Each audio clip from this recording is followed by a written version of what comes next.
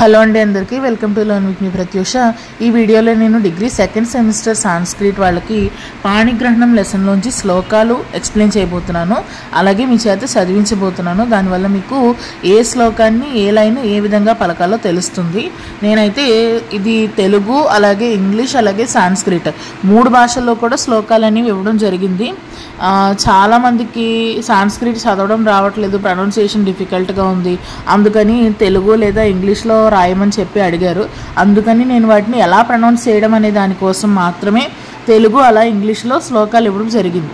కానీ మీరు ఎగ్జామ్లో రాయాల్సింది మాత్రం సాంస్క్రిట్లోనే రాయాలి. శ్లోకం భావం మాత్రం మీకు నచ్చిన భాషలో రాయొచ్చు. మీకు వచ్చిన భాషలో తెలుగు లేదా సాంస్క్రిట్లో రాయొచ్చు, లేదా ఇంగ్లీష్లో కూడా రాయొచ్చు. అర్థమైంది కదండి. అండ్ ఈ శ్లోకాలన్నీ కూడా కామన్ ఫర్ ఆల్ యూనివర్సిటీస్. ఇప్పుడు పాణిగ్రహణంలో మొదటి శ్లోకం చూద్దామండి. అధోపయంత్ర సదృశేన యుక్తం స్కందేన సాక్షాదివ దేవసేన స్వసారమాధాయ విదర్భనాదః పురప్రవేశాభిముఖో బభూవ. ఇప్పుడు ఈ పద్యానికి అర్థం చూద్దాం. భోజుడు యోగ్యుడైన వరుడితో కుమారస్వామితో సాక్షాత్తుగా కలిసిన దేవసేన వలె ఉన్న చెల్లిని తీసుకుని నగర ప్రవేశానికి బయలుదేరినవాడు అయ్యను. అంటే ఇక్కడ ఈ లెసన్లో పేరెవరు? ఇందుమతి అలాగే అజుడు. వీళ్ళిద్దరూ కూడా ఎలా ఉన్నారంట? కుమారస్వామి అలాగే దేవసేన వలె ఉన్నారంట. కుమారస్వామి అని అంటే సుబ్రహ్మణ్య స్వామి ఉన్నాడు కదండి, ఆయన యొక్క భార్య దేవసేన. వాళ్ళిద్దరూ కలిసి నడిచి వస్తే ఎలా ఉంటారో సాక్షాత్తుగా తన చెల్లి అయిన ఇందుమతి అలాగే తన భర్త అజుడు వాళ్ళిద్దరూ కూడా ఆ విధంగానే భోజుడికి కనిపిస్తున్నాడంట. అందుకని భోజుడు యోగ్యుడైన వరుడితో కుమారస్వామితో సాక్షాత్తుగా కలిసిన దేవసేన వలె ఉన్న చెల్లిని తీసుకుని నగర ప్రవేశానికి బయలుదేరినవాడు అయ్యను అని దీనికి భావం. Bhoja started to enter the city with his sister, who was like Devasena, accompanied by the worthy groom like Kumaraswamy in person. అర్థమైంది కదండి దీని యొక్క భావము. ఇప్పుడు ఈ శ్లోకం మనం మళ్ళీ ఒకసారి రిపీట్ చేస్తాను, చూడండి. అధోపయంత్ర, మీరు కూడా రిపీట్ చేయండి. సదృశేన యుక్తాం స్కందేన సాక్షాదివ దేవసేనాం స్వసారమాధాయ విదర్భనాదః పురప్రవేశాభిముఖో బభూవ. అధోపయంత్ర సదృశేన యుక్తాం స్కందేన సాక్షాదివ దేవసేనాం స్వసారమాధాయ విదర్భనాదః పురప్రవేశాభిముఖో బభూవ. ఈ శ్లోకాలు రిపీటెడ్గా చదువుతూ ఉంటే వచ్చేస్తాయండి. ఇప్పుడు రెండవ శ్లోకం చూద్దాం. స్థానే వృత భూపతిభిః పరోక్షైః స్వయంవరం సాధు మమంస్తభోజ్య పణ్యేవ నారాయణ మన్యతాసౌ లభేత కాంతం కదమాత్మతుల్యం. ఈ శ్లోకానికి ఇప్పుడు భావం ఏంటో చూద్దామా? భావం చెప్తాను చూడండి. పరోక్షంగా రాజుల చేత కోరబడిందైనా విదర్భరాజు కుమార్తె అయిన ఇందుమతి తలసినదే సరైనది. అలా కాకపోతే మహావిష్ణువును లక్ష్మి వలె తనకు తగిన భర్తను ఏ విధంగా పొందగలదు అని అంటే, స్వయంవరంలో ఇందుమతీదేవిని చాలామందిని కోరుకున్నారు కదండి. చాలామంది ఇందుమతీదేవిని వివాహం చేసుకుందామని అనుకున్నారు. కానీ ఆమె ఏం చేసింది? ఇందుమతి అజున్ని వరించిందనమాట. అజమహారాజుని భర్త కింద కోరుకుంది. అలా తను అజమహారాజును కోరుకోవడం చాలా సరైన డెసిషన్. ఎందుకనంటే ఇందుమతీదేవి అజమహారాజును కాక వేరే ఎవరిని కోరుకోగలదు?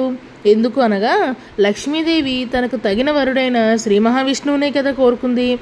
అదేవిధంగా అంటే లక్ష్మీదేవి శ్రీ మహావిష్ణువు ఏ విధంగా అయితే కరెక్ట్ పేరో అదే రకంగా మన ఇందుమతి అలాగే అజుడు కూడా సరి అయిన జోడి.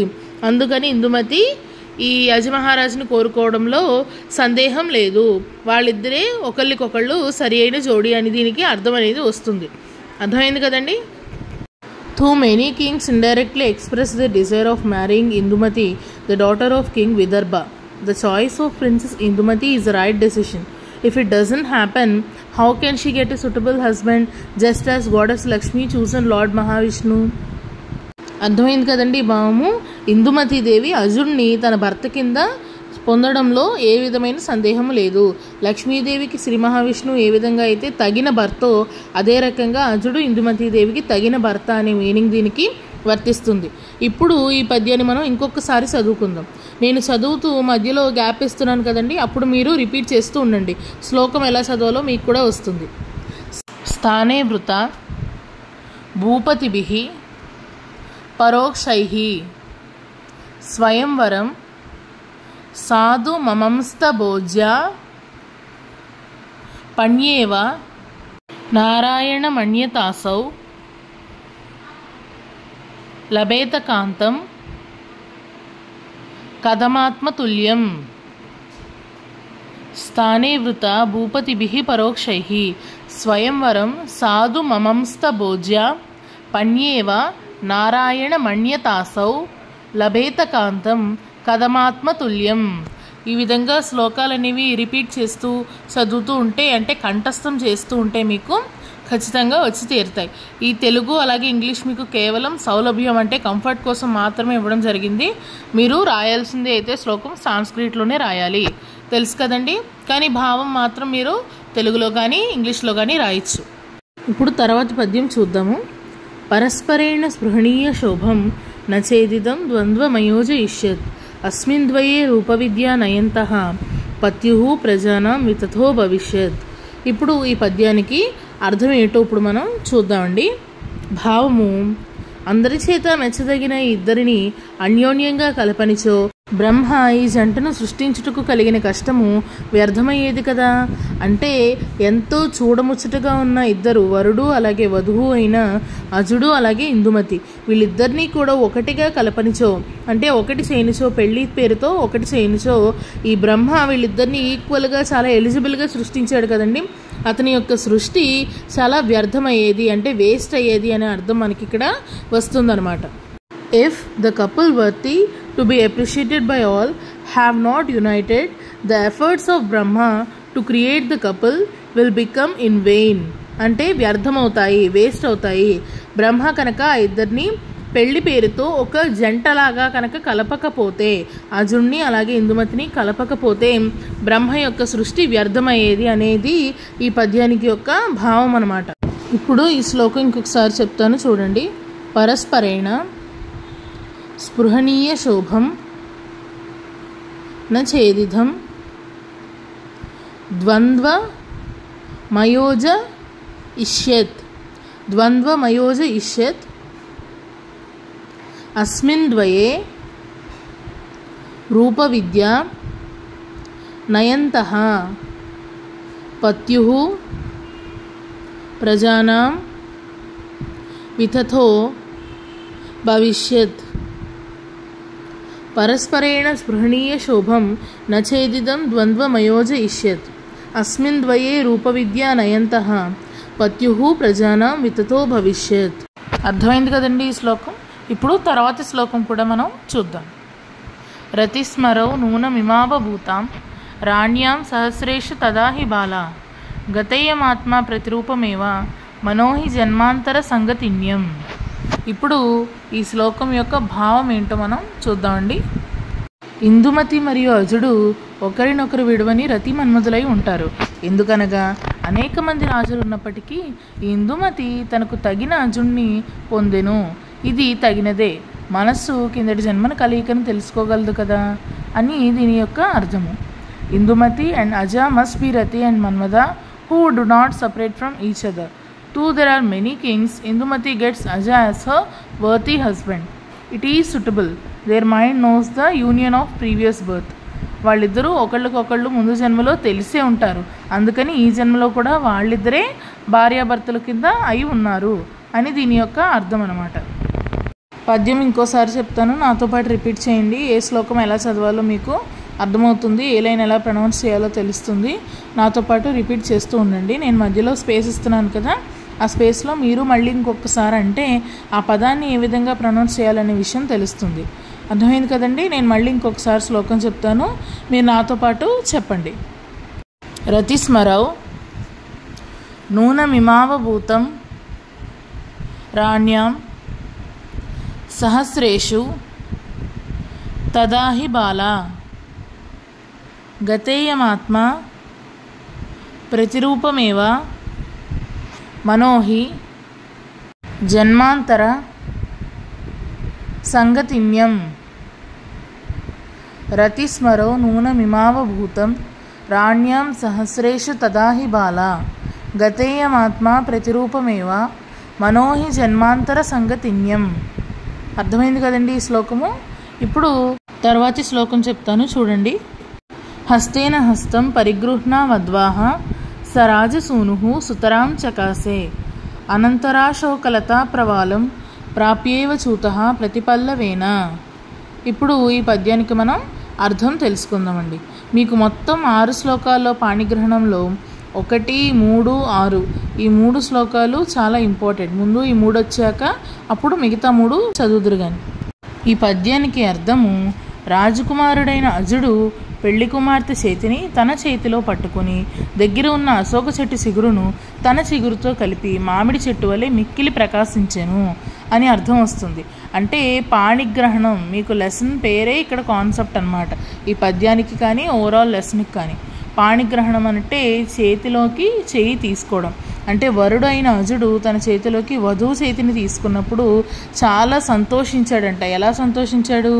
మామిడి చెట్టు చిగురు వలె ప్రకాశించినట్టు సంతోషించాడంట. అశోక చెట్టు యొక్క చిగురును తన చేతితో పట్టుకుని, అలాగే పాణిగ్రహణం టైంలో పెళ్లి కూతురి చేతిని తన చేతిలోకి తీసుకున్నవాడైన అజుడు ఆ మామిడి చెట్టు చిగురు అశోక చెట్టు చిగురుతో కలిపితే ఎంత ప్రకాశవంతంగా చక్కగా ఉంటుందో అదే రకంగా అజుడు కూడా చాలా ఇష్టంగా ప్రకాశించాడనమాట. అంటే చాలా ఆనందించాడు అనే అర్థం వస్తుంది. The prince Aja, who took the hand of the bride like the mango tree, whose tender leaf joined the tender leaf of the Ashoka tree nearby. అంటే తన చేతిని అశోక చెట్టు చిగురు కింద, అలాగే ఇందుమతి దేవి అంటే తన కాబోయే భార్య యొక్క చేతిని, పెళ్లి కూతురు చేతినేమో మామిడి చెట్టు చిగురు కింద అనుకుని ఆ రెండూ కలిస్తే ఎంత ప్రకాశవంతంగా ఉంటాయో అంత ప్రకాశించెను అని అర్థం వస్తుంది. అర్థమైంది కదండి ఈ పద్యము. పద్యాన్ని ఇంకొకసారి చెప్తాను చూడండి. హస్తేన హస్తం, మీరు కూడా నాతో పాటు చెప్పండి. హస్తేన హస్తం పరిగృహ్ణా వద్వాహ సరాజసూను సుతరాం చకాసే అనంతరాశోక లతాప్రవాలం ప్రాప్యేవ చూతః ప్రతిపల్లవేన. హస్తేన హస్తం పరిగృహ్ణా వద్వాహ సరాజసూను సుతరాం చకాసే అనంతరాశోకలతా ప్రవాలం ప్రాప్యేవ చూతః ప్రతిపల్లవేన. అర్థమైంది కదండి. ఈ శ్లోకం బాగా ఇంపార్టెంట్. ఇప్పుడు తర్వాత శ్లోకం, లాస్ట్ శ్లోకం చూద్దాం.